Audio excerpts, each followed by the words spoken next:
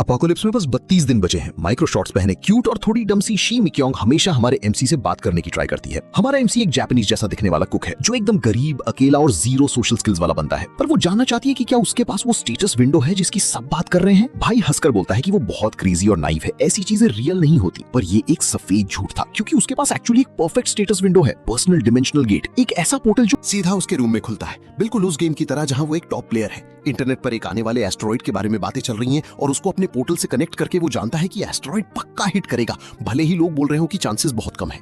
Government अपना game खेल रही है। जैसे ही उसको ये पावर मिली, उसने तुरंत तैयारी शुरू कर दी। कुछ खाना लिया, एक बैग उठाया और अंदर घुस गया। अंदर का नजारा बिल्कुल वैसा ही था जैसा उसने सोचा था। उसका फोन आउट ऑफ रेंज था तो उसने पेन से अपना पहला दिन मार्क किया। पोर्टल 100% परफेक्टली काम कर रहा था। तो अब असली तैयारी का टाइम आ गया था। जो एस्ट्रॉइड आ रहा है वो अपने साथ कई बीमारियां लाएगा, जिसमें एक ऐसी होगी जो अर्थ के सारे मेटल्स को खत्म कर देगी। इन्फेक्टेड लोग ज़ॉम्बीज बन जाएंगे और कुछ ही दिनों में ह्यूमैनिटी वापस स्टोन एज में चली जाएगी। 6 महीने बाद बीमारियां रुक जाएंगी और तब लोगों को दुनिया वापस बसाने के लिए फास्ट एक्ट करना पड़ेगा। खैर, इसमें हमारा एमसी एक बड़े एडवांटेज पर है अपने पोर्टल की वजह से। बीमारियां शायद इस पोर्टल को क्रॉस नहीं कर पाएंगी, तो उसने अपनी सारी सेविंग्स यूज करके हर तरह की सप्लाईज, वेपन्स, सोलर पैनल्स और ढेर सारा खाना खरीद लिया। उसका स्टोर पहले ही बंद हो चुका है और वो ब्लू शर्ट वाली लड़की दुखी होने का नाटक कर रही है और उसको पता है कि इसके पास स्टेटस विंडो है और इसने उससे बहुत पैसे बनाए होंगे। अब पता नहीं उस लड़की को ये सब कैसे पता है। बेहतर यही होगा कि ऐसी क्रेजी लड़कियों से दूरी बनाई जाए। पर उसको सी यू नेक्स्ट टाइम बोलते हुए देखकर लगता है कि ठीक है, थोड़ी दोस्ती में क्या ही बुराई है। उसको जाते हुए देखकर हम एवरेज जापानीज लौंडा जानता था कि अगर वो चाहे तो उस लड़की को इजीली सेट कर सकता है। ये एक टफ चॉइस थी, पर अभी दुनिया और अपनी जान बचाना प्रायोरिटी थी। तो अब पोर्टल के अंदर आकर सबसे पहले उसने अपनी बो स्किल्स प्रैक्टिस करना शुरू किया, क्योंकि इस दुनिया में लेवल अप करके एक्स्ट्रा स्टेटस नहीं मिलता। एक ही तरीका है और वो है ट्रेनिंग और हंटिंग, एकदम रॉकली स्टाइल। उसने तीर खींचा और बिल्कुल अपने गेम वाले स्टाइल में परफेक्ट निशाना लगाया। वो खुद को लेगोलस समझ रहा था, पर इससे कोई फर्क नहीं पड़ता, क्योंकि अभी के लिए वो दिन में बस 5 बार ही शूट कर सकता है। आखिर उसके हाथ अभी काफी सॉफ्ट जो थे। अब प्लान पर आते हैं। उसे फिगर आउट करना था कि क्या वो वाकई मॉन्स्टर्स हंट कर सकता है और ऑफ कोर्स अपनी सप्लाई स्टोर करने के लिए एक मस्त अपोकैलिप्टिक बेस बनाना था। और फिलहाल सन एप्पल्स ढूंढने से बेहतर कुछ नहीं था। फिर भाई ने ट्रैक्स ढूंढना शुरू किया। जमीन पर निशान थे और उसे पक्का पता था कि ये गॉब्लिन का है, और क्योंकि आसपास कोई बेस नहीं था तो ये बंदा अकेला ही होगा। पता नहीं कैसे, पर भाई ने ट्रैक करना शुरू कर दिया और लेट नाइट उसे एक सीनियर गॉब्लिन मिल ही गया। सच कहूं तो गॉब्लिन बनकर 15 साल जीना बड़ी किस्मत की बात है, और हमारे एमसी के लिए जो अभी लेवल 1 पर था, ये एक परफेक्ट टारगेट था। उसने तीर तैयार किया और गोली की तरह गॉब्लिन के हाथ पर शूट कर दिया, पर उस बूढ़े गॉब्लिन ने पलटकर उसके हाथ पर पत्थर मार दिया। उसने तुरंत अपनी तलवार उठाई और जंगल का सीन किसी नाइफ फाइट फेस्टिवल में बदल गया। बदकिस्मती से भाई अपना पहला वार पैर पर खड़ा बैठा, पर कोई टेंशन नहीं, क्योंकि उसने उस छोटे गॉब्लिन पर झपटा मारा और उसे जमीन पर गिरा दिया। एक छोटा सा स्विंग और वो उसे खत्म करने ही वाला था, पर उस बूढ़े ग्रीनी ने उसको पकड़ लिया। उसने गॉब्लिन लैंग्वेज में कुछ बोलने की कोशिश की, पर अब बहुत देर हो चुकी थी। ये उसका पहला किल था। पर वो गॉब्लिन के ऊपर ऐसे क्यों बैठा है? कम ऑन भाई। अच्छी बात ये हुई कि ग्रीनी ने कुछ हर्ब्स ड्रॉप की जिससे हीलिंग क्रीम बन सकती थी। पर वहीं पर भाई को एक रेड ट्राउट दिख गया, जिसका सीधा मतलब था कि वो एक आउल बेयर के इलाके में है। और देखो कौन अचानक हाय बोलने आ गया। भाई को लगा आज तो उसका गेम ओवर है, जबकि अभी अपोकैलिप्स शुरू भी नहीं हुआ। पर रुको, वो डरा नहीं, क्योंकि उसको सारे पैटर्न्स पता थे। क्योंकि आउल अपना खाना प्रोटेक्ट करना चाहता है, तो उसे बस उससे बचना था। तो वो पोजीशन में आया और उस अजीब से जानवर को खुद पर अटैक करने के लिए चिल्लाया।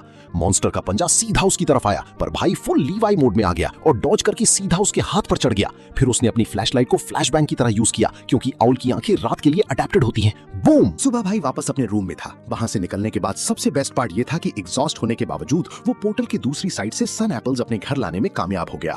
उसके ठीक बाद मिक्योंग के साथ मिलने का टाइम हो गया। यहाँ तक कि जब भाई नूडल्स खाने गया, उसने वहां भी ढूंढ लिया और बात करने लगी। इस लड़की को पक्का कुछ ऐसा पता है जो हमें नहीं पता, क्योंकि वो एक्स्ट्रा फ्रेंडली होकर उसके स्टेटस विंडो की इन्फो निकलवाने के चक्कर में थी। पर अपना हीरो उससे लगातार झूठ बोलता रहा और बोला कि किस्मत से उसके पास ऐसी कोई पावर नहीं है। वो उसके चक्कर में खुद को रिस्क में नहीं डालने वाला था। अपना स्टेटस विंडो या स्किल्स की इन्फो लीक करना अपने हाथ कटवाने जैसा था। टेम्पटेशन बहुत ज्यादा थी, पर इसका मतलब तो यही था कि अपोकैलिप्स में खुद मिटने की दावत देना। पर भाई का गोल तो वाकई उसे अपने जाल में फंसाना था। तो झूठ बोलने के बाद वो वापस अपनी सप्लाईज कलेक्ट करने लग गया। जो आइटम्स उसने खरीदे थे वो फाइनली आ गए थे। जो चीजें अभी काम की नहीं थी उन्हें साइड रखने के बाद वो अपना बचा हुआ मिशन पूरा करने के लिए फुल गियर अप हो गया। मिशन था पोर्टल के अंदर एक हाइडआउट बनाने की जगह ढूंढना। उसे याद आया कि पिछली हंट के टाइम उसने एक सस्पिशियस जगह देखी थी और उसने इन्वेस्टिगेट करने का सोचा। स्कोप से देखने पर उसे कोबोल्ट के फुटप्रिंट्स दिखे और वो एक्साइट हो गया, क्योंकि उसके पास उस हाइडआउट को कब्जा करने का प्लान था। वो केव के एंट्रेंस पर आग लगाने की तैयारी करने लगा, पर जैसे ही आग जलाने वाला था, 2 कोबोल्ट्स वहां आ टपके। प्रोटैगनिस्ट ने टाइम वेस्ट नहीं किया, तुरंत अपनी कुल्हाड़ी निकाली और एक ही बार में दोनों के सर काट दिए। इसके साथ ही उसका लेवल अप हो गया और उसे 4 पॉइंट्स और मिल गए। अब जब उन दोनों का काम तमाम हो चुका था तो एमसी ने आग लगा दी और धुएं की वजह से सोते हुए कोबोल्ड्स जल्दी ही जाग गए। प्लान उन्हें कंफ्यूज करने का था ताकि जब वो बाहर आए तो वो उन सबको एक साथ निपटा सके। सबसे पहला वाला तो बिना कुछ देखे ही मारा गया। बाकी बचे 3 कोबोल्ड्स ने प्रोटैगनिस्ट पर झपटा मारने की कोशिश की पर उन्हें भी बड़े आराम से धूल चटा दी गई। कोबोल्ड्स की प्रॉब्लम सॉल्व होते ही कैंग ने अपना स्टेटस विंडो देखा और इस तरह हमें उसके सारे स्टैट्स देखने को मिल गए। Level 1 14 points, 8 health, 10 strength, 7 agility, 8 dexterity, 5 perception और फिलहाल वो एग्जॉस्टेड स्टेट में था। एमसी सोचता है कि अगर उसे लेवल अप होने पर स्टेटस पॉइंट्स नहीं भी मिलते तो भी लगातार लेवल बढ़ाने से जल्द ही नए सिस्टम फीचर्स अनलॉक हो जाएंगी। इन सब के ऊपर उसका पेंडिंग मिशन भी फाइनल पूरा हो गया था। अब उसके पास अपना हाइडआउट सेटअप करने के लिए एक सेफ जगह थी। ऑफ कोर्स पहले उसे अच्छे से साफ सफाई करनी थी। अगले दिन हाइडआउट क्लीन करने में टाइम बिताने के बाद प्रोटैगनिस्ट पूरी तरह थक चुका था। फिर उसने सोचा कि गॉब्लिन को हंट करने के बाद जो आइटम्स मिले थे उनसे बनी ऑइंटमेंट का असर टेस्ट किया जाए। ऑइंटमेंट लगाने के बाद एमसी सोचने लगा कि वो अपने स्टैट्स बढ़ाने के लिए काफी रिस्क ले रहा है और तभी उसे अपनी लाइफ आसान बनाने का एक आइडिया आया। पर ये हमें अभी तक बताया नहीं गया है। अगले सीन में वो उस जगह हाइडआउट बनाने की तैयारी कर रहा था जिसे उसने कल साफ किया था। जैसे ही वो कुछ बॉक्सेस पोर्टल तक ले जा रहा था, मिकी योंग गुड आफ्टरनून बोलते हुए दोबारा वहां आ गई। वो प्रोटैगनिस्ट को अपने सैलून में हेयर कट के लिए इनवाइट करती है और वो चला जाता है। बाल काटते टाइम वो बताती है कि उसे कैसे पता चला कि स्टेटस विंडो का सर्वाइवर लाइफ से कनेक्शन है। सारे अवेकन्ड लोग बोलते हैं कि उन्होंने कम से कम एक बार गेम खेला है। कैंग सरप्राइज होने का नाटक करते हुए पूछता है कि उसे ये सब कैसे पता। तभी एक टैटूज वाला ब्लॉन्ड लड़का वहां आता है जो लगता है मीक्योंग का खुफिया खबरी है। इसका नाम ओएन हैक है और इसकी पास्ट में कैंग के साथ फाइट हो चुकी है। इन हैक बोलता है कि वो मीक्योंग को कुछ बताने आया है। वो कहता है कि वो और उसका ग्रुप एक लड़के को ढूंढ रहे हैं जिसका निकनेम किम्बाब शुआ है। ये सुनकर प्रोटैगनिस्ट को समझ आ गया कि वो लोग उसके पीछे हैं। इनहैक मीक्योंग से पूछता है कि क्या उसने उसका ग्रुप ज्वाइन करने का डिसीजन लिया है या नहीं। जब वो उसे बार बार पकड़ रहा था जब तक कि कैंग ने बीच में बोलकर नहीं कहा कि उसे नहीं पता वो किस बारे में बात कर रहे हैं, पर उन्हें ये बात बाद में करनी चाहिए। इनहैक गुस्से में पलटा पर एमसी ने पहले ही अपना ऑरा रिलीज कर दिया और उसे दफा होने को कहा। साथ ही पोलाइटली वार्न भी किया कि बेहतर होगा वो चला जाए वरना पिछली बार की तरह उसकी बेइज्जती होगी। ब्लॉन्ड लड़का डर के मारे वहीं कांपने लगा और उसने वहां से निकलना ही ठीक समझा। मिक्योंग ने चैन की सांस ली और कैंग ने जल्दी से मौका देखकर उसका नंबर ले लिया, ये कहकर कि बस इमरजेंसी के लिए। इनहैक ने पंगे लेने की कोशिश की थी। हेयर कट के बाद घर वापस आकर एमसी इंटरनेट पर चेक करने लगा कि लोग उसके बारे में क्या बकवास कर रहे हैं। जैसा उसने सोचा था, बहुत लोग उसकी बेइज्जती कर रहे थे और बोल रहे थे कि उसने ब्लॉन्ड लड़के की तरह सारी वीडियोस डिलीट कर दी और भाग गया। एमसी ने गेम रियलिटी बनने से बहुत पहले ही फ्रस्ट्रेशन में आकर सब कुछ डिलीट कर दिया था, पर सबको लग रहा था कि वो सारी डिटेल्स अकेले अपने पास रखना चाहता है। ट्विटर पर फैली उस मोहब्बत और प्यार की बस एक झलक देखने के बाद एमसी को ह्यूमैनिटी से नफरत हो गई और वो अपनी केव में माइनिंग करने चला गया। माइनक्राफ्ट से जो भी उसने सीखा था उसका यूज करके उसने पूरा हाइडआउट फिक्स कर लिया। फिर जैसे ही वो सीमेंट सूखने का वेट करने के लिए बाहर आया, उसका सामना एक अजीब से स्केलेटन से हुआ जो ग्लो करने लगा और उसने एक बहुत बड़ा ब्लास्ट कर दिया। एक्सप्लोजन के बाद प्रोटैगनिस्ट झटके से उठा, ये सोचते हुए कि वो बस बाल बाल बचा। स्टेटस विंडो खोलने पर उसने देखा कि वो लेवल अप हो गया है और उसे पॉइंट्स मिल गए हैं। इसका मतलब सिस्टम ने मान लिया था कि स्केलेटन हार गया। उस पोर्टल खुलता है और अपने जख्म ठीक करने और आराम करने घर चला जाता है। कुछ देर बाद ये सोचकर कि उसे अपना परसेप्शन बढ़ाना पड़ेगा, एमसी डिसाइड करता है कि कुछ आइटम्स ढूंढे जाएं। उसे याद आता है कि अपोकलिप्स से पहले कुछ ऐसे इवेंट्स होते हैं जहां किस्मत अच्छी हो तो उसे कुछ आइटम्स मिल सकते हैं। ये इवेंट एक ऑक की बॉडी से जुड़ा था जो एक पहाड़ पर मिली थी। एमसी सोचता है कि उसे इस इवेंट के लिए जल्दी तैयारी करनी होगी, पर उससे पहले वो वापस मियोंग से टकराता है और इस मीटिंग में सबसे अनएक्सपेक्टेड न्यूज मिलती है।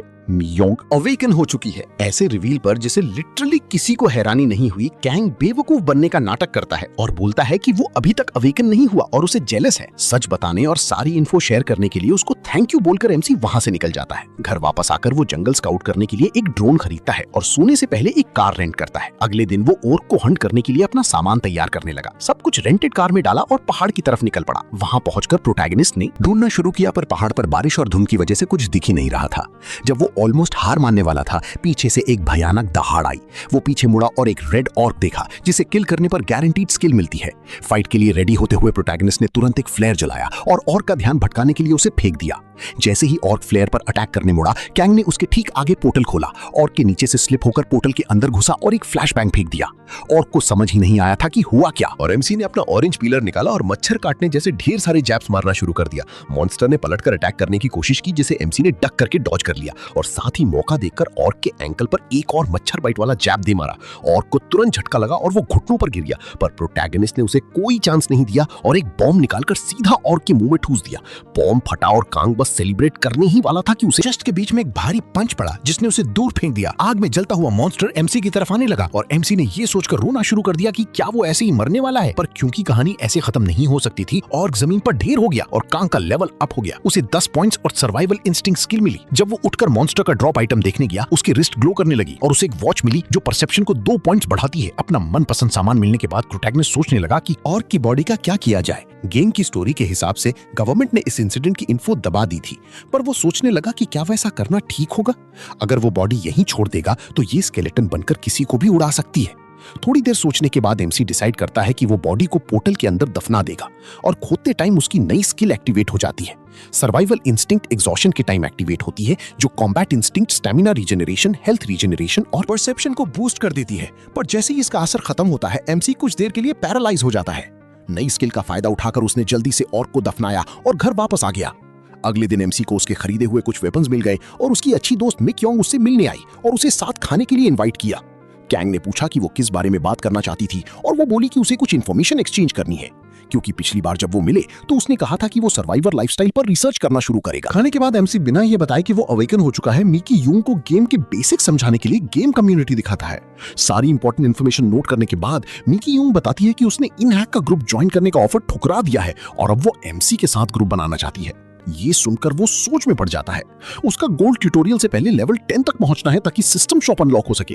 प्रॉब्लम ये है कि सर्वाइवर लाइफ में प्लेयर्स के साथ मॉन्स्टर्स का लेवल भी बढ़ता है, इसीलिए अगर कोई उसके साथ चलेगा तो वो बिना कुछ किए ही मारा जाएगा। जब वो उससे ज़ॉम्बी बन जाने का डर दिखाकर मना करने की कोशिश करता है तो मिकी यांग बोलती है कि ये कोई प्रॉब्लम नहीं है और रिवील करती है कि उसकी पावर टेलीपोर्टेशन है। वो बात खत्म करते हुए कहती है कि अगर वो एमसी के साथ टीम नहीं भी बना सकती तो कम से कम वो एक एलाई की तरह कोऑपरेट जरूर कर सकते हैं। कुछ देर बाद हम कैंग को उसके हाइडआउट में एंट्रेंस के सामने बार्ब्ड वायर वाली फेंसिंग लगाते हुए देखते हैं। ये रियलाइज करके कि एंट्रेंस पर लगाए रहे पर्दे उस जगह को गर्म नहीं रख पाएंगे, वो एक कारपेंट्री शॉप जाकर डोर ऑर्डर करने का सोचा। वापस आते टाइम वो अपोकलिप्स शुरू होने के बाद लूट करने वाली जगहों की लिस्ट बना रहा था कि तभी वो अपने एक पुराने दोस्त से टकरा गया। इस बंदे का नाम ओ ह्यंगजुन है और इसका अपना एक जिम है। वो दोनों बात करते हैं और ह्यंगजुन बोलता है कि वो बहुत टेंशन में है क्योंकि उसे लग रहा है दुनिया खत्म होने वाली है। जिम के एक लड़के ने उसे स्टेटस विंडो के बारे में बताया था। पहले तो उसे यकीन नहीं हुआ, पर फिर वो लड़का उसके ठीक सामने हवा में उड़ने लगा, ये साबित करने के लिए कि ये सब रियल है। प्रोटैगनिस्ट ने बोला कि वो अभी तक अवेकन नहीं हुआ है और ह्यंगजुन ने कहा कि वो भी नहीं हुआ। फिर उसने बताया कि जिम वाला लड़का कह रहा था कि वो अपनी नई पावर्स की वजह से फेमस होने के लिए एक ब्रॉडकास्टिंग स्टेशन जाने वाला है। ये सुनते ही प्रोटैगनिस्ट समझ गया कि जल्द ही अवेकन लोगों का सच दुनिया के सामने आ जाएगा। ऊपर से एमसी का दोस्त बताता है कि येउडो में शूट आउट हुआ है। इतना ही नहीं, उससे जुड़ी सारी न्यूज डिलीट की जा रही हैं और उस इलाके को आर्मी ने पूरी तरह सील कर दिया है। जैसे ही ह्यंगजुन ने बात खत्म की, एमसी ये बोलकर वहां से भाग गया कि उसे कुछ याद आ गया है और वो उससे बाद में मिलेगा। घर वापस आकर प्रोटैगनिस्ट अपनी इंफॉर्मेशन को ऑर्गेनाइज करने लगा। ऑक इंसिडेंट के एक दिन बाद ही अचानक से न्यूज का कंट्रोल होना काफी सस्पिशियस था और इसे इग्नोर नहीं किया जा सकता था। सब कुछ गेम की स्टोरी से बहुत मिलता जुलता था, स्पेशली तब जब एमसी ने खुद उस सिनेरियो को बदलने की कोशिश की थी। उसे समझ आ गया कि पक्का गवर्नमेंट के पीछे कोई ऐसा है जिसे के पास गेम की एक्यूरेट इंफॉर्मेशन है। मेन सस्पेक्ट्स को एनालाइज करने पर एमसी को सिर्फ सर्वाइवर लाइफ की क्रिएटर या अपने उन 3 वेटरन दोस्तों का ख्याल आता है जो उसके साथ खेलते थे। ये रियलाइज करते हुए कि ये पता लगाने का कोई तरीका नहीं है कि गवर्नमेंट के साथ सच में कौन काम कर रहा है, वो अभी के लिए इसे साइड रखने का डिसाइड करता है। 2 दिन बाद प्रोटैगनिस्ट का हाइडआउट पहले से ही एक प्रॉपर बंकर जैसा लगने लगा था, पूरी तरह ऑर्गेनाइज्ड। अभी के लिए सब कुछ रेडी होने पर वो आसपास स्काउट करने के लिए अपने खरीदे हुए ड्रोन का यूज करना शुरू करता है। थोड़ी दूर उस हाइडआउट से जहां एमसी आउल बेयर से बचकर भागा था, वो गड्ढा जहां उसने गॉब्लिन को दफनाया था वो खुदा हुआ था और उस जगह के आसपास कई सस्पिशियस फुटप्रिंट्स थे। इसका मतलब उसका हाइडआउट उतना सेफ नहीं था जितना उसने सोचा था। ड्रोन को वापस भेजकर वो प्रिपेयर करके कुछ जगहों को खुद जाकर स्काउट करने का डिसाइड करता है ताकि और डिटेल्स मिल सके। पर जैसे ही वो बाहर निकलने वाला था, उसे हाइडआउट के आसपास लगी फेंस के एक मोशन सेंसर से नोटिफिकेशन मिलती है। चेक करने पर उसे गॉब्लिन्स के एक ग्रुप के ट्रैक्स मिलते हैं और वो डिसाइड करता है कि उन्हें फॉलो करें। जब एमसी उन्हें ढूंढता है तो वो खाने के लिए लड़ रहे थे, इसलिए प्रोटैगनिस्ट फायदा उठाता और ठीक लीडर के सर पर अटैक कर देता है। गॉब्लिन्स को मुश्किल से समझ आता है कि क्या हुआ और तब तक एक और के माथे पर जाप पड़ जाता है। बाकी बचे हुए एमसी पर झपटते हैं, जो एक्स निकालता है और 2 और को निपटा देता है। दूसरे 2 उस पर डार्ट्स चलाने की कोशिश करते हैं पर हेलमेट और वेस्ट उसे बचा लेते हैं। ये देखकर कि इसका कोई असर नहीं हुआ, वो कैंग को घेरना शुरू कर देते हैं, जो तुरंत जमीन पर एक फ्लैश बैंग फेंक देता है। जैसे ही वो उस पर भागते हैं, उन चारों के स्टन होने का फायदा उठाते हुए एमसी उन सबको एक साथ काट डालता है, 16 पॉइंट्स गेन करता है और लेवल 4 पर पहुंच जाता है। एक और गड्ढा खोदने के लिए सर्वाइवल इंस्टिंक्ट दोबारा एक्टिवेट होती है और गॉब्लिन्स को दफना दिया जाता है। लूट को चेक करते हुए वो कुछ और हीलिंग आइटम्स उठाता है और लीडर के लूट में उसे एक मेंढक मिलता है जो वो पैरालाइजिंग पॉइजन प्रोड्यूस करता है जिसे गॉब्लिन्स यूज करते हैं। पैरालाइजिंग पॉइजन का एक सोर्स मिलने से एमसी ना सिर्फ इसे वेपन्स पर यूज करना शुरू कर सकता है बल्कि इसके खिलाफ अपनी रेजिस्टेंस भी ट्रेन कर सकता है। वो मेंढक का नाम जाजो रखता है और इसके साथ ही सिस्टम फ्रॉग को प्रोटैगनिस्ट के पेट के रूप में रजिस्टर कर लेता है। थोड़ा और एक्सप्लोर करने पर एमसी को बंकर के पास पानी का एक सोर्स मिलता है जिसे उसने ड्रोन से नहीं देखा था। पानी के सोर्स के पास उसे कुछ ऐसी प्लांट्स भी उगी हुई मिलती हैं जिन्हें हीलिंग ऑइंटमेंट बनाने के लिए यूज किया जा सकता है। अगले दिन हम एमसी को जाजो को खाना खिलाते हुए देखते हैं। उसने इसे घर पर पालने का डिसाइड किया क्योंकि वहां का क्लाइमेट ज्यादा सूटेबल था। पैरालाइजिंग वेनम की कुछ वाइल स्टोर करने के बाद हम देखते हैं कि एमसी ने थोड़ी ज्यादा ही क्वांटिटी में अपॉइंटमेंट्स बना ली हैं, इसलिए वो कुछ ह्योंगजुन के पास ले जाने का डिसाइड करता है। बातें करते हुए कैंग पूछता है कि जिम इतना खाली क्यों है। ह्योंगजुन बताता है कि उस ब्रॉडकास्टिंग स्टेशन वाले बंदे ने जाने से पहले बाकी जिम मेंबर्स को कुछ इन्फॉर्मेशन स्प्रेड कर दी थी। उसके बाद सबने जिम को एक बेस की तरह यूज करने का डिसाइड किया और इसके लिए तैयारी शुरू कर दी। एमसी इस बारे में उससे सवाल करता है क्योंकि गेम गाइड्स में साफ था कि 6 लोगों से ज्यादा के ग्रुप्स मॉन्स्टर्स को अट्रैक्ट करते हैं। ह्योंगजुन रिप्लाई करता है कि उसे पता है पर वो अपने जिम मेंबर्स को अकेला नहीं छोड़ सकता और पूछता है कि एमसी का क्या प्लान है। कैंग बोलता है कि वो अभी भी सोच रहा है। इस पर ह्योंगजिन कहता है कि क्योंकि वो भी अवेकन नहीं है तो अगर उसके पास जाने की कोई जगह नहीं है तो वो भी उन्हें ज्वाइन कर सकता है। उसे क्या ही पता था। तभी अचानक उन्हें एक चीख सुनाई देती है। कैंग भाग कर देखता है कि क्या हुआ और जब वो खिड़की से बाहर देखता है तो मी ह्यून जमीन पर गिरी हुई थी। वो होश में आने लगती है। इन दोनों को परेशान देखकर थोड़ी कंफ्यूज थी। एमसी पूछता है कि क्या उसे याद है कि क्या हुआ और वो रिप्लाई करती है कि उसे बस इतना याद है कि अचानक किसी ने उस पर अटैक किया कर दिया। ह्योंगजुन इरिटेट हो जाता है और आसपास देखने जाता है कि शायद उसे पता चल जाए कि वो कौन था। कैंग टेंशन में आता है और मियोन से पूछता है कि क्या वो देख पाई कि वो कौन था, पर उसने कहा कि उसने कुछ नहीं देखा और ऐसा लगा जैसे किसी ने उसकी आंखें बंद कर दी हों। फिर वो कहता है कि अगर ऐसा कुछ दोबारा हो तो मियोन को तुरंत टेलीपोर्ट हो जाना चाहिए और बाद में वो उसे कुछ पर्सनल डिफेंस इक्विपमेंट लाकर देगा। ये बताया गया है कि ट्रोल्स हर जगह घुस चुके हैं पर सर्वाइवर लाइफ में हालात और खराब थे क्योंकि गेम की मॉडरेशन टीम ने इस पर कभी कोई एक्शन नहीं लिया। उनका ट्रोल्स को इग्नोर करने का एटीट्यूड और गेम की एब्सर्ड डिफिकल्टी की वजह से ये पहले ही अनपॉपुलर था। इन्हीं चीजों ने बस 1 साल में गेम का फेल होना पक्का कर दिया। खैर, गेम में सिर्फ 4 एक्टिव प्लेयर्स बचे थे। इसका मेन रीजन ये था कि उन्होंने बाकी बचे सारे ट्रोल्स को ढूंढकर मार दिया था। ये सब अभी बताने का रीजन ये है कि ट्रोल्स ने रियल लाइफ में भी एक्टिव होना शुरू कर दिया है। इसके लिए प्रिपेयर करने के लिए हमारे पास 13 दिन का टाइम स्किप है। MC trained his combat skills. As the final preparation for combat, the MC was supposed to choose a main weapon, but he was still unsure which one to pick. A blunt weapon would be ideal, since the most efficient way to deal with them is to crush the spore on their head. That's why he intends to buy one as soon as he unlocks the system shop. But he wonders whether that would also work well in combat against humans, especially those with physical powers. While thinking about what to do, the MC hears a एक चीख सुनाई देती है। लगता है bunker के पास किसी चीज को चोट लगी है। जब वो चेक करने के लिए उस जगह पर जाता है तो उसे एक बहुत बड़ा वुल्फ जमीन पर गिरा हुआ मिलता है। वो सोचता है कि क्या ये कोई अकेला वुल्फ था जो रास्ता भटक गया था या फिर यहाँ किसी फाइट में हार गया था। जब वो जख्मों को एग्जामिन करके वजह जानने की कोशिश करता है तो एक छोटा पाप आकर उसे पीछे से सर मारता है जिससे वो जमीन पर गिर जाता है। ये देखकर एमसी को समझ आता है कि वो मरा हुआ वुल्फ पक्का इस पप की माँ होगी। वो सोचने लगता है कि क्या किया जाए और एक गड्ढा खोदने लगता है। अगर शी वुल्फ की बॉडी वहीं रह गई तो मॉन्स्टर होने के नाते वो स्केलेटन बन जाएगी और अगर नहीं भी बनी तो वो किसी और मॉन्स्टर को जरूर अट्रैक्ट करेगी। कैंग को अपना वो पप याद आता है जो उसके पास बचपन में था और उसे याद आता है कि पेरेंट्स खोने पर उसे कैसा फील हुआ था। तो वो डिसाइड करता है कि वो इस पप को अपने साथ रख लेगा। वो उस पप को समझाता है कि वो जब चाहे अपनी माँ से मिलने आ सकता है और वो बड़ा होने तक उसका ध्यान रखेगा, पर इसके बदले में वो चाहता है कि पप उसकी मदद करे। एक मीट का टुकड़ा ऑफर करते हुए वो पप से पूछता है कि क्या वो उसके साथ चलना चाहेगा, जिससे वो तुरंत मान लेता है। फिर वो पप का नाम डिंगो रखता है और सिस्टम उसे प्रोटैगनिस्ट के पेट के रूप में रजिस्टर कर लेता है। इसके थोड़ी देर बाद हम एमसी को डिंगो को ट्रेन करते हुए देखते हैं और इससे हमें पता चलता है कि वो सच में बहुत स्मार्ट है और एमसी की सारी कमांड्स को परफेक्टली फॉलो कर रहा है। ये रियलाइज करके कि वो उसको पाकर कितना लकी था, कैंग बहुत एक्साइट हो जाता है। तभी उसका फोन बजता है। जब वो देखता है तो वो ह्योंगजुन का कॉल होता है जो उसे इंटरनेट पर लेविटेशन सर्च करने को कहता है। अपने दोस्त की बात मानने के बाद एमसी को कई सारे आर्टिकल्स मिलते हैं जिसमें एक उड़ने वाले आदमी के बारे में बात की गई होती है जो खुद को दुनिया का पहला सुपर ह्यूमन बता रहा था। आर्टिकल में ये भी लिखा था कि उसने जल्द आने वाले अपोकलिप्स के बारे में बताया जिसमें ज़ॉम्बीज और मॉन्स्टर्स होंगे। कमेंट्स में हम देखते हैं कि बहुत से लोग इन बातों पर विश्वास नहीं कर रहे थे और अवेकन कम्युनिटी में हम बहुत से लोगों को उस आदमी को गालियां देते हुए देखते हैं क्योंकि उसने सब कुछ पब्लिक के आगे एक्सपोज कर दिया था। ये सब देखने के बाद एमसी डिसाइड करता है कि उसे अपने बचे हुए टाइम का और भी अच्छी तरह से यूज करना चाहिए। तो वो डिंगो को तुरंत एक्सप्लोर करने के लिए बुलाता है। डिंगो को उसके एक्सप्लोर करने का मेन रीजन अगले इवेंट हॉबगॉब्लिन इंसिडेंट के लिए प्रिपेयर करना था। इसके लिए उसे मेक श्योर करना था कि डिंगो गॉब्लिन्स को ठीक से ट्रैक कर पाएगा या नहीं। इसके अलावा उसे ये भी जानना था कि पप कॉम्बैट के दौरान कैसा बिहेव करेगा। चलते टाइम डिंगो एक प्लांट खाकर कंप्लेन करने लगता है। एमसी चेक करता है और रियलाइज करता है कि वो ब्लैक पेपर काली मिर्च था और कहता है कि वो इस बढ़िया ढूंढ के लिए बाद में पप को जरूर रिवॉर्ड देगा। कुछ मछलियां पकड़ने के बाद वो वापस घर लौटने का डिसाइड करते हैं। अगले दिन हम एमसी के रेस्टोरेंट को पूरी तरह से खाली देखते हैं। एक एपोकलिप्स के दौरान ये नेचुरल है कि सर्वाइवर्स आसपास की बिजनेसेस को लूटने की कोशिश करें, इसलिए ये जरूरी था। जब एमसी उस जगह को देख रहा था, ह्यूंजुन वहां आता है और कमेंट करता है कि लगता है सबको एक ही आइडिया आया और उसने खुद भी एक दिन पहले जिम को पूरी तरह खाली कर दिया था। कैंग जल्दी से पूछता है कि ह्यूंजुन वहां क्या कर रहा है, तो वो उसके फोरहेड पर फ्लिक करके जवाब देता है। वो कहता है कि एमसी ने उससे बात करना बंद कर दिया था, इसलिए वो खुद चेक करने आ गया कि कैंग जिंदा है या नहीं। वो फ्लिक देखकर डिंगो ह्यूंजुन पर गुर्राने लगता है, जिस पर वो पूछता है कि प्रोटैगनिस्ट के पास इतना अडोरेबल हस्की कब से आ गया। कैंग फिर रिप्लाई करता है कि ये उसका नया पेट है और दोबारा पूछता है कि ह्यूंजुन इतनी दूर वहां क्यों आया। ह्यूंजुन बताता है कि वो अपने दोस्त के लिए जेन्युइनली परेशान था, स्पेशली क्योंकि उसे पता चल गया था कि मीह्यून पर किसने अटैक किया था। वो रिवील करता है कि इसके पीछे किम चुल जून और उसका ग्रुप है, जिसका हिस्सा ओन हैक भी है।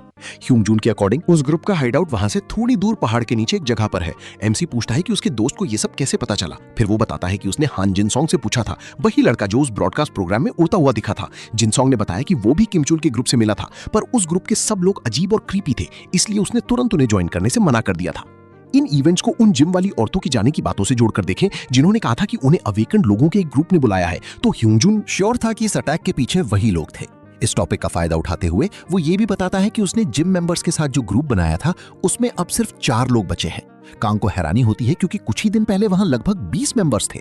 फिर ह्यूंजुन एक्सप्लेन करता है कि उसके ग्रुप में सिर्फ 2 ही अवेकेंड लोग हैं, इसलिए लोगों का बेटर अपॉर्चुनिटीज ढूंढना नेचुरल है। वो उन्हें जज नहीं करता, वो अपने बारे में सोच रहे हैं बिल्कुल वैसे ही जैसे वो अपनी बेटी के बारे में सोचता है। उनकी आपस की बातचीत एमसी के फोन से आई एक मदद की पुकार इंटरप्ट करती है। वो लोकेशन चेक करता है और सीरियस लुक देकर ह्यूंजुन को थोड़ी देर डिंगो का ध्यान रखने को कहता है। दूसरी तरफ हम इनहैक को मीह्यून को वहां से नीचे आने को कहते हुए देखते हैं। वो चिल्लाकर कहती है कि उसने उनका ग्रुप ज्वाइन करने से मना कर दिया है, पर वो उसका पीछा करता रहता है। वो कहता है कि उसे दोबारा सोचना चाहिए, पर बाकी 2 लड़के कहते हैं कि वो अपने तरीके से इसे हैंडल करेंगे। किम चुल जून उसे प्यार से नीचे आने को कहता है और मा जोंगिन कहता है कि उस जगह पर कोई उसकी आवाज नहीं सुनेगा। उन्हें नहीं पता था वो ये कि प्रोटैगनिस्ट वहां पहले से ही छिपा हुआ था।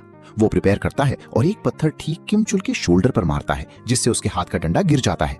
बाकी दोनों देखने की कोशिश करते हैं कि ये किसने किया, पर एमसी वहां आ चुका होता है और सीधा इनहैक के जबड़े पर एक जोरदार पंच मारता है।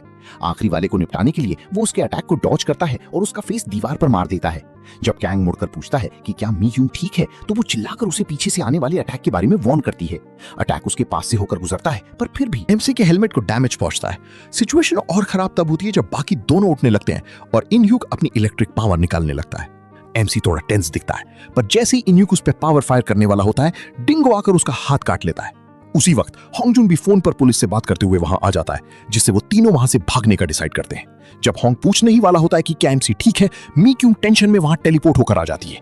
अपने दोनों दोस्तों को परेशान देखकर उसे अंदर अपने दोस्तों की याद आने लगती। सर्वाइवल लाइफ में खुद को संभालते हुए वो होंगजुन को मीयुंग को अपनी टीम में लेने को कहता है और बोलता है कि उसे कुछ काम है। उन्हें बाय बोलकर घर वापस जाते हुए कैंग अपने बंकर को अपग्रेड करने में लग जाता है। काम करते हुए वो अपने दोस्तों के बारे में सोचता है। वो चाहता तो है कि उन पर भरोसा करके अपनी पावर के बारे में बताए, पर यह पॉसिबल नहीं है। उसकी एबिलिटी अकेले यूज करने के लिए ही बनी थी। उसे लेवल अप करके स्किल्स गेन करनी होंगी। माउंटेन गैंग के साथ हुई फाइट से ये बात साफ हो गई थी। हीटिंग सिस्टम इंस्टॉल होने के बाद बंकर पूरा होने में बस थोड़ा सा काम बचा था। कुछ देर बाद एक न्यूज रिपोर्ट आती है उस एस्ट्रॉइड के बारे में जिससे अपोकलिप्स शुरू होगा। उसमें बताया जाता है कि जुपिटर के ऑर्बिट की वजह से एस्ट्रॉइड 2 हिस्सों में टूट गया है। प्रोटैगनिस्ट को याद आता है कि गेम में एस्ट्रॉइड का छोटा टुकड़ा पहले समंदर में गिरा था, जिससे गैम्चियन पोर्ट पर ज़ॉम्बीज आ गए थे। अवेकेंड कम्युनिटी का रिएक्शन देखते हुए उसे किसी जाने पहचाने बंदे की पोस्ट दिखती है। मेरा सपना था। ये एक ऐसे बंदे का निकनेम था जो नए प्लेयर्स की हेल्प करने के लिए फेमस था और जिसने वेटरन ग्रुप के साथ भी कुछ बार खेला था। ये प्लेयर उन 4 वेटरन्स को ढूंढ रहा था और बोल रहा था कि उन्होंने 5 लोगों के लिए 3 साल की सप्लाईज के साथ एक बंकर बनाया है। अभी के लिए एमसी डिसाइड करता है कि बस पोस्ट को सेव कर ले। वो खुद से पहले अप्रोच नहीं करना चाहता, पर वो अलर्ट रहना चाहता है इनकेस बाकी 3 वेटरन्स में से कोई रिप्लाई करे। बंकर में वापस आकर हम देख सकते हैं कि आखिरी अपग्रेड्स पूरे हो चुके हैं।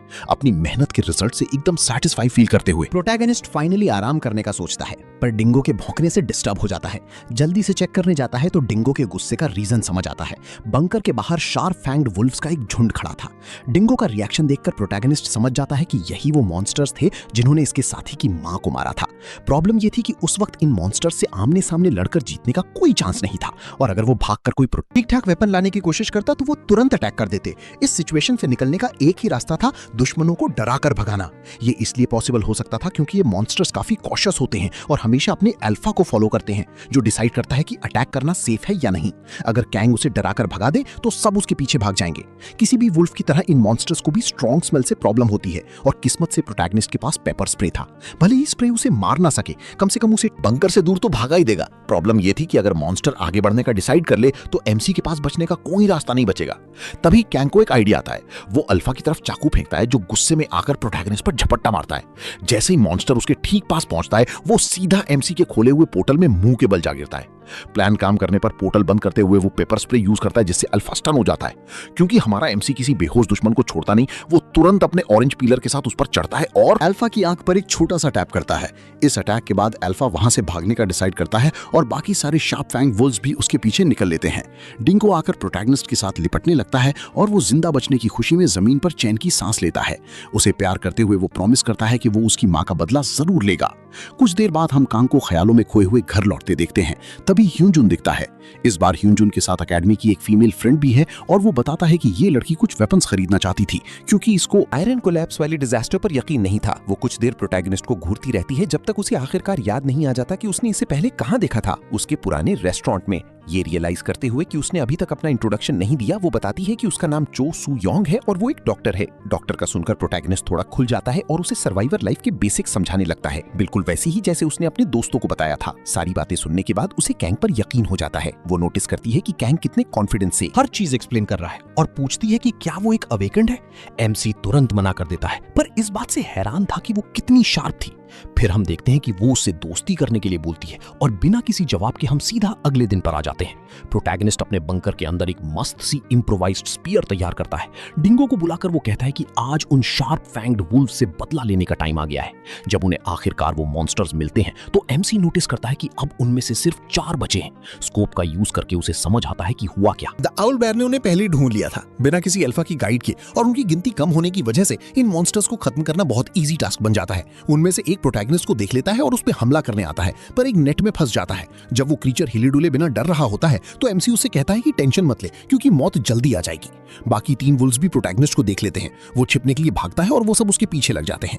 जो ऊपर से आया था वो पेपर स्प्रे से बेहोश हो जाता है। एक और जो साइड से आया था उसे तुरंत भला मार दिया जाता है और आखिरी वाला जो दूसरी साइड से आ रहा था उसे डिंगो सर दे मारता है। बदला सक्सेसफुली पूरा हो गया और बोनस में कैंग लेवल 5 तक पहुंच जाता है। और इसके साथ ही एमसी की पावर में एक नया फीचर ऐड हो गया था। अब पोर्टल दूसरों के लिए इनविजिबल है और वो दूसरी साइड क्या हो रहा है वो देख और सुन सकता है। नए अपग्रेड से एक्साइटेड होकर वो सोचता है कि आगे लेवल अप करके वो कितना स्ट्रांग बन सकता है। 2 दिन बाद वो प्रोटैगनिस्ट ने आसपास का डिटेल्ड ऑब्जर्वेशन करने के लिए ड्रोन यूज किया। उसे बस एक ही खतरा दिखा और वो था करीब 3 किलोमीटर दूर एक गॉब्लिन कैंप। उसके साइज को देखकर लग रहा था कि उस कैंप में पक्का हॉबगॉब्लिन्स होंगे, तो अभी के लिए उन्हें खत्म करना मुश्किल था। एरिया की सेफ्टी सिक्योर करने के बाद प्रोटैगनिस्ट ने बंकर के आसपास के एरिया का मैप बनाने और बार्ब्ड वायर फेंस को और इफेक्टिव बनाने के लिए एक ट्रेंच खोदने का डिसाइड किया। उसने और भी मटेरियल्स और टूल्स खरीदे, माउंटेन गैंग के हाइडआउट पर नजर रखी और एक मोटरसाइकिल और एक मिनी एक्सकेवेटर रेंट किया। इसके साथ ही जो यूडॉक लगातार पैरालाइजिंग पॉइजन बना रहा था, रेजिस्टेंस ट्रेन करने और वेपन्स दोनों के लिए। पर अभी एमसी अवेकेंड कम्युनिटी में एक पोस्ट देख रहा है जिसमें लिखा है कि सर्वाइवर 1 ने माई ड्रीम को ज्वाइन कर लिया है। इससे उसका गवर्नमेंट के पीछे कौन है वाला मेन डाउट खत्म हो जाता है। सर्वाइवर 1 हमेशा से एक आइटम कलेक्टर रहा है, तो इन्फॉर्मेशन के बदले गवर्नमेंट से ढेर सारे आइटम्स की डिमांड करना सेंस बनाता है। कांग को लगता है कि अभी भी चांस है कि ये ब्लफ हो, पर उसे नहीं पता कि माई ड्रीम के पास ऐसा कुछ करने का कोई रीजन होगा भी या नहीं। इस बारे में सोचने से कुछ हासिल नहीं होगा, और अगर सर्वाइवर 1 ने सच में माई ड्रीम को ज्वाइन कर लिया है तो प्लान चेंज करना पड़ेगा। प्रोटैगनिस्ट भेस बदलकर एक इंटरनेट कैफे जाता है ताकि माई ड्रीम से कांटेक्ट करने के लिए एक नया अकाउंट बना सके। वो लोग अपनी आइडेंटिटी कंफर्म करने के लिए एक वीआर चैट रूम में मिलने का डिसाइड करते हैं। माई ड्रीम पूछता है कि क्या एमसी, जो वो अजीब सा अवतार यूज कर रहा था, वेटरन्स में से एक है। पूरे मिस्टीरियस बनते हुए वो बोलता है शायद हां शायद नहीं। तो कंफर्म करने के लिए माई ड्रीम कुछ क्वेश्चंस पूछने का डिसाइड करता है। पहला क्वेश्चन, एक वेयरवुल्फ मैक्सिमम कितनी हाइट तक जंप कर सकता है? जवाब 3 मीटर। दूसरा क्वेश्चन, आउल बेयर की वीकनेस क्या है? जवाब ब्राइट लाइट्स। तीसरा क्वेश्चन, ज़ॉम्बी के एवोल्यूशन के फॉर्म्स और स्टेजेस क्या हैं?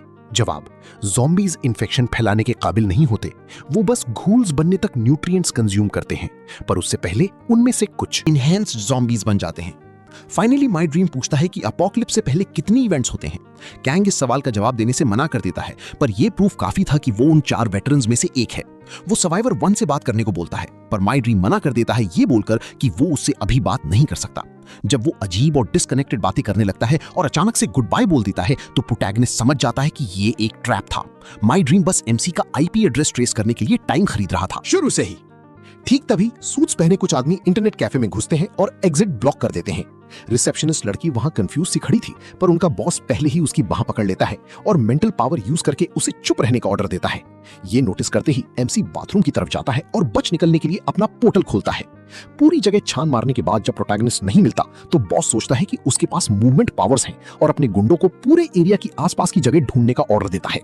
ये पूरी सिचुएशन देखकर क्या एक डिसीजन लेता है। वो गियर अप होता है और इस प्रॉब्लम को सॉल्व करने की ठान लेता है। जब माई ड्रीम सोच ही रहा था कि प्रोटैगनिस्ट उन वेटरन्स में से कौन हो सकता है, उस पर पीछे से अचानक अटैक होता है और उसे पैरालाइजिंग पॉइजन वाले भाले का कट लग जाता है। उसको हराकर पैरालाइज करते हुए एमसी बोलता है कि अपोकलिप्स अभी शुरू नहीं हुआ है तो पीके सिस्टम शायद अभी काम नहीं कर रहा। आसान शब्दों में अगर वो उसे यहीं खत्म कर दे तो कोई पेनल्टी नहीं लगेगी। अपनी सिचुएशन समझते हुए माई ड्रीम रेजिस्ट करना बंद कर देता है और एमसी उसका सारा सामान ले लेता है। उसे धोखा देने और कंट्रोल करने की कोशिश की कीमत चुकाने को कहते हुए कैंग साफ कर देता है कि अगर अगली बार ऐसा कुछ हुआ तो वो उसे खत्म कर देगा और फिर उसे बेहोश कर देता है। माई ड्रीम के ग्रुप के जाने के बाद प्रोटैगनिस्ट भी घर वापस आ गया और उसने छीने हुए आइटम्स को एनालाइज करना शुरू कर दिया। उसकी आईडी से हमें उसका नाम क्वान चुंग जुन पता चलता है, जो एक गोल्फ क्लब और 3 बंकर्स का मालिक है। उसके फोन की कुछ इंफॉर्मेशन चेक करने पर वो माई ड्रीम की एक हाइपोथेसिस देखता है कि प्ले टाइम किस तरह अफेक्ट करता है कि एक अवेकेंड पर्सन को कितनी अच्छी पावर मिलती है। अभी के लिए इस थ्योरी को प्रूव करने का कोई तरीका नहीं था, तो प्रोटैगनिस्ट बस अपने नए टॉय के साथ ट्रेनिंग पर फोकस करता है। तभी उसे बहुत सारी नोटिफिकेशन सुनाई देती हैं। अवेकेंड कम्युनिटी चेक करने पर उसे पक्का यकीन हो जाता है कि अपोकलिप्स से पहले का दूसरा इवेंट शुरू हो गया है। डिंगो के साथ उस जगह पर पहुंचकर वो गॉब्लिन्स को ढूंढना शुरू करते हैं। कुछ बॉडीज ढूंढने पर प्रोटैगनिस्ट को समझ आता है कि पुलिस ऑफिसर्स अभी जिंदा है, पर वो पैरालाइज्ड है और उनके वेपन्स चोरी हो गए। वो इमरजेंसी सर्विसेज को कॉल करके उनके लिए हेल्प मांगता है और गॉब्लिन की बॉडीज का क्या करना है इसकी इंस्ट्रक्शंस देता है और ठीक उसके बाद बाकी गॉब्लिन्स को ढूंढना जारी रखता है। अगर पुलिस ऑफिसर्स के वेपन्स चोरी हुए हैं तो चांस है कि ग्रुप में एक गोल्ड गॉब्लिन होगा और वो किसी और को इसे लेने नहीं दे सकता। दूसरी जगह हम 2 आम लोगों को गॉब्लिन्स के ग्रुप से लड़ते हुए देखते हैं। उनमें से एक बिना अवेकन हुआ टैंक का रोल प्ले कर रहा है, जबकि दूसरा टेलीकिनेसिस पावर वाला अवेकेंड है जो गॉब्लिन्स पर पत्थर फेंक रहा है। वो थोड़ी देर अटैक एक्सचेंज करते हैं जब तक कि एक गॉब्लिन उस अवेकेंड को हिट नहीं कर देता। जब गॉब्लिन्स उन पर झपटते हैं तो तीर चलने लगते हैं और एक एक करके सारे गॉब्लिन्स को निपटाने लगते हैं, जिससे वो दोनों आम लोग बच जाते हैं। अपने लेगोलास अवतार को देखते हुए वो सोचता है कि इन्हीं लोगों की वजह से वो कंफर्म कर सकता है कि दूसरे अवेकेंड माउंटेन तक टाइम पर नहीं पहुंच पाए। इस इन्फो के साथ वो अपना प्लान आगे बढ़ा सकता है। सबसे पहले वो एक गॉब्लिन का ध्यान खींचकर उसे पोर्टल तक लाता है और फिर उसे धीरे धीरे खत्म करता है ताकि उसकी चीखें सुनकर लीडर का ध्यान उस पर जाए। अपने चेले को ऐसे अकेले मारा गया देखकर वो बाकी गॉब्लिन्स को उस एरिया में ढूंढने भेजेगा कि ये किसने किया है। तब और भी गॉब्लिन्स पोर्टल के पास आएंगे ताकि एमसी उन सबको एक ही बार में निपटा सके। सब कुछ अच्छा चल रहा था जब तक हॉब गॉब्लिन प्रोटैगनिस्ट से टकरा नहीं जाता और कोई रास्ता ना देख कांग अपना पूरा जोर लगाने की ठान लेता है और एक जोरदार ब्लो को ब्लॉक करता है जो उसे उड़ाकर पीछे एक पेड़ पर पटक देता है। जब एमसी पूरी तरह खत्म होने ही वाला था उसका सर्वाइवल इंस्टिंक्ट एक्टिवेट हो जाता है और वो तेजी से गोल्ड गॉब्लिन की तरफ जाता है और उसे हेडशॉट दे देता है। गोल्ड गॉब्लिन का लूट पोर्टल के अंदर स्टोर करने के बाद जब हॉब गॉब्लिन एमसी की तरफ दौड़ता हुआ आता है तो वो उसके हाथ में 2 लीड पैलेट्स मार देता है। मॉन्स्टर को नीचे गिराकर एमसी उस पर कई सारे कट्स मारना शुरू करता है। फाइट जीत जाता है, लेवल 6 पर पहुंच जाता है, 18 पॉइंट्स गेन करता है और टेरिटोरियल परसेप्शन स्किल हासिल कर लेता है। ये स्किल यूजर को अपने फील्ड ऑफ विजन में आने वाली हर चीज को परसीव और रिएक्ट करने की पावर देती है। फाइनली द प्रोटैगनिस्ट को ग्लव्स का पेयर भी मिला जिसने उसकी डेक्सटेरिटी को 2 पॉइंट्स बढ़ा दिया, पर जल्द ही पास आती एक सर्च टीम से बचने के लिए उसे अपने पोर्टल में घुसना पड़ा। अगले दिन हम उसे उठते हुए और अपना सर्वाइवल इंस्टिंक्ट एक्टिवेट करने पर पछताते हुए देखते हैं। गोल्ड गॉब्लिन का लूट चेक करने पर उसे एक मिथ्रिल नाइफ मिलता है जो आयन कोलैप्स डिजास्टर से इम्यून है। कुछ नाइट विजन अंगूर और कुछ और मस्त आइटम्स मिलते हैं। जैसे ही एमसी अपने नए आइटम्स चेक करके पोर्टल से बाहर निकलता है उसके दोस्तों के परेशान मैसेजेस की बारिश शुरू हो जाती है। ये सोचते हुए कि क्या अपनी लाइफ में वो कभी इतना पॉपुलर हुआ भी है, वो ह्यूंजिन की एकेडमी जाने का डिसाइड करता है। वहां पहुंचकर मिचुंग और ह्यूंजिन उसका स्वागत करते हैं और ह्यूंजिन उसे ग्रुप के उन 2 मेंबर से मिलवाता है जिन्हें वो अभी तक नहीं जानता था, ली क्यांगहून और किम बोरा। वो सुबह की न्यूज सुनकर प्रोटैगनिस्ट के लिए परेशान थे। एक डॉक्टर जिसने पिछले दिन वाले एक गॉब्लिन को डाइसेक्ट किया था उसने सबको अपोकलिप्स के लिए तैयार रहने की वार्निंग दी। इसके अलावा प्रेसिडेंट ने कहा कि वो सर्वाइवर लाइफ के क्रिएटर के ठिकाने की इन्वेस्टिगेशन करेंगे। The creator of Survivor Life and would begin listening to the Awakened's opinions. Knowing all this, Han Jun asks Kang what he plans to do, since he was thinking of taking advantage of the information the MC has. Before the protagonist can say anything, Han Jun interrupts, saying they shouldn't do that. He says goblins only give points and that if an Awakened caught one, they would go up 1 or 2 levels at once. So it would be better to just focus on stockpiling supplies. इस बंदे की फालतू बकवास देखकर MC बीच में बोलने की कोशिश करता है, पर कांगजून उसे दोबारा रोक देता है और पूछता है कि क्या उसने कभी सर्वाइवर लाइफ खेला है। ये छुपाते हुए कि वो खुद एक अवेकंड है, कांग रिप्लाई करता है कि उसने नहीं खेला, पर उसके पास कम्युनिटी से जमा की हुई बहुत सारी इंफॉर्मेशन है। कांगजून उसका मजाक उड़ाता है और कहता है कि कम्युनिटी पर डिपेंडेंट रहना ठीक नहीं। ये समझते हुए कि इसका कुछ नहीं हो सकता, प्रोटैगनिस्ट वहां से निकलने का डिसाइड करता है। ऐसे ट्रोल्स को इंफॉर्मेशन देना उसे सख्त नापसंद है। उसका